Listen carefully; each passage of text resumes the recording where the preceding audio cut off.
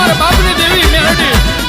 છબરા નદીના કાંઠે બેઠી રાજા રે વિક્રમ ને મળી ઉજ્જૈની રે મેલડી મેલડી આવો આવો માં કમટનો મને શેતરતી ની મારી રમકમના વડલે બેઠી કડીના કાંદરે રે બેઠ રાજા રે મલાવરાવની મેલડી આવો આવો માં હે માં ઓ નકડી થઈને વાવમાં બેઠી સામારે કાંઠારે બેઠી વસ્તડી ગામની મેલડી આવો આવો માં હે માં